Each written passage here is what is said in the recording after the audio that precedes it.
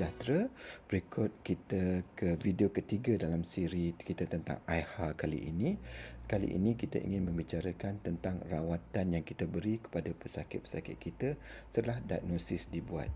Saya ingin sekali lagi titik beratkan bahawa rawatannya amat bergantung kepada sama ada pesakit ini mengalami primary ataupun secondary AIHA. Bermaksud sama ada AIHA-nya itu disebabkan oleh perkara-perkara lain seperti jangkitan kuman daripada mycoplasma contohnya, disebabkan oleh dedahan kepada ubat, dan juga sekiranya mereka mendapat AIHA disebabkan oleh penyakit-penyakit connective tissue lain, maka rawatan kepada penyakit yang utama itu adalah penting juga untuk memastikan yang AIHA mereka terkawal. Dan kadang-kadang kalau kita hanya titik beratkan kepada rawatan jangkitan kuman itu semua, sebenarnya itu sudah mungkin cukup untuk memastikan yang AIHA mereka dapat dikawal. Jadi kita jangan lengahkan lagi, ya. Jadi yang penting sekali kita ingin tahu sama ada pesakit itu mempunyai jangkitan kuman atau tidak, kerana rawatan utama yang kita berikan pada pesakit kita adalah steroid. Sekiranya pesakit kita ni mempunyai jangkitan kuman yang serius, maka dengan steroid kita akan melemahkan lagi imun sistem mereka dan jangkitan kumannya nanti mungkin akan menjadi lebih serius. Begitu juga kita ingin titik beratkan apakah jenis rawatan ataupun ubat yang pesakit kita telah ambil.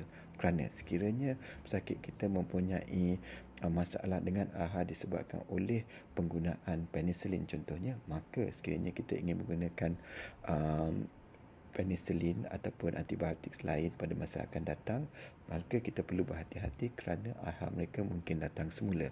Begitu juga sekiranya mereka mempunyai connective tissue disease, kita patut tumpukan haluan rawatan kita kepada mengenangani connective tissue disease ini.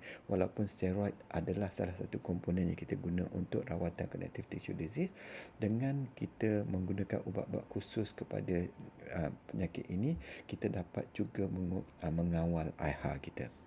Seterusnya, kita ingin memastikan yang pesakit kita tidak mempunyai inflammatory bowel disease seperti yang kita cakap tadi. Dan yang paling penting sekali, kita ingin pastikan yang pesakit kita tidak ada limfoma ataupun leukemia.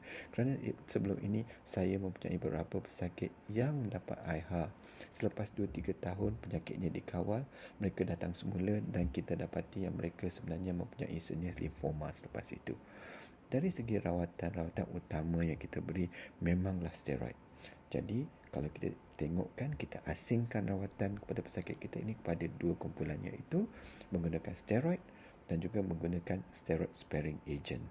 Jadi, selalunya rawatan pertama yang kita mula berikan adalah steroid, sama ada kita beri secara tablet ataupun dengan menggunakan intravenous.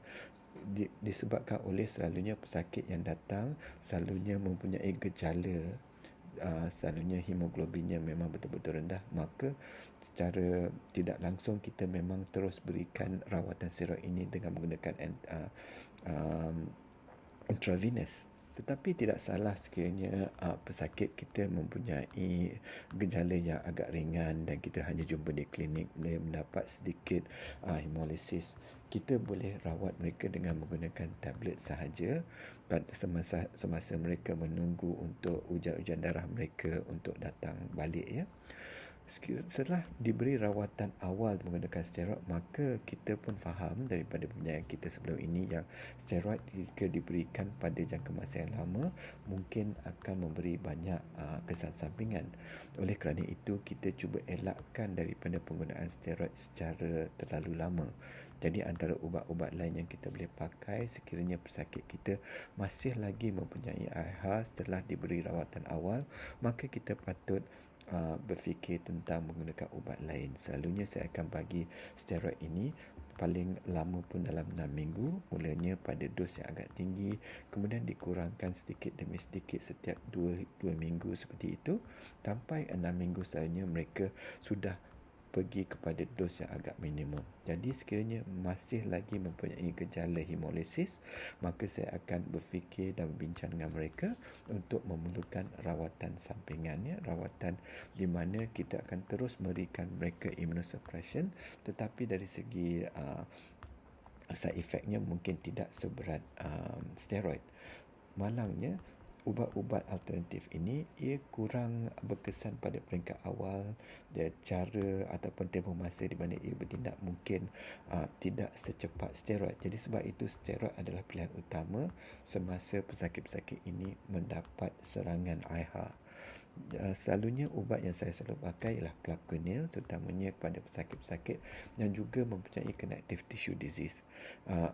Tidak salah untuk menggunakan ubat-ubat lainnya. Selalunya ia bergantung kepada pakar yang merawat anda kerana mereka seringnya sudah biasa dengan ubat yang mereka selalu pakai, jadi selalunya mereka akan menggunakan ubat yang sama. Untuk saya gunakan steroid dan kemudiannya saya akan menggunakan Plaquenil. Dan salah satu ubat yang saya selalu pakai juga ialah azathioprine. Tapi ini kita patut bincangkan secara individu kelak ya, sekiranya anda adalah salah seorang pesakit saya. Sekiranya rawatan pertama dan juga rawatan steroid sparing kita gagal, maka kita perlu berbincang untuk memberikan rawatan yang seterusnya.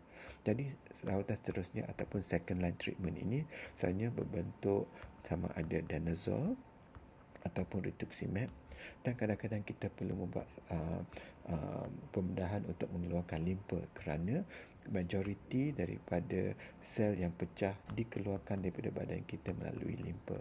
Tetapi dari segi kejayaannya, ITP sebenarnya lebih mujarab untuk dirawat dengan splenectomy kalau kita bandingkan dengan AIHA. Tetapi memang second line ubat saya untuk menangani AIHA memang saya banyak gunakan rituximab.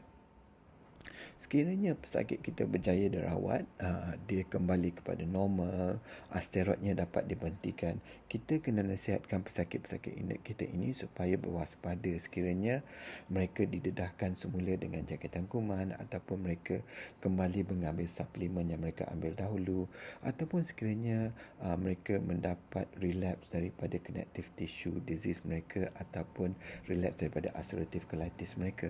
Kerana dengan relapse ini juga mereka mungkin mendapat serangan AIHA sekali lagi. Jadi mereka perlu memastikan sekiranya ada berlaku fenomena-fenomena tersebut, mereka terus tampil untuk mendapatkan rawatan. Begitu juga sekiranya mereka mendapat jangkitan kuman, kerana sebahagian besar daripada pesakit kita yang mendapat relapse daripada AIHA, selalunya triggernya adalah daripada jangkitan kuman, virus selalunya. Jadi sekiranya mereka mendapat jangkitan kuman, mereka patut berwaspada, dan sekiranya berlaku gejala-gejala hemolisis sekali lagi, bermakna mereka mendapat jaundice, kencing mereka menjadi gelap dan sebagainya, maka mereka patut tampil untuk mengadakan ujian darah, dan sekiranya perlu rawatan diberikan kepada mereka. Mereka juga ada setengah-setengah pesakit ini mempunyai antibody yang lebih aktif sekiranya dalam keadaan cuaca sejuk. Jadi sekiranya mereka pergi melancong ke negara asing yang sejuk ataupun mereka suka tidur menggunakan air conditioning yang kuat, maka ini juga boleh menjadi trigger kepada serangan AIHA mereka. Jadi kita nasihatkan mereka, sekiranya mereka melancong, pastikan mereka memakai sarung tangan yang tebal ya. Jadi memang AIHA ini agak jarang kita dengar, dan selalunya pesakit yang mendapat diagnosis ini mereka terkejut semasa mereka mula-mula tahu yang mereka mempunyai AIHA, kerana gejalanya tidak selalunya sesuatu yang mereka sedar. Mereka sangka demam biasa saja, tapi bila dibuat ujian darah, hemoglobin mereka rendah, mereka kuning dan sebagainya, mereka mula risau yang sebenarnya mungkin mereka mendapat hepatitis ataupun jangkitan-jangkitan yang lain. Jadi dengan ujian yang menyeluruh dan juga dengan berjumpa dengan pakar-pakar yang arif tentang diagnosis ini, maka kita dapat menyiasat apakah sebab utama mengapa mereka mendapat AIHA ini. Semoga kita dapat mengambil langkah untuk memastikan dan serangan tidak lagi berlaku di masa akan datang. Jadi untuk maklumat lanjut tentang AIHA, sila layari website saya ataupun hubungi saya terus melalui Facebook ataupun YouTube.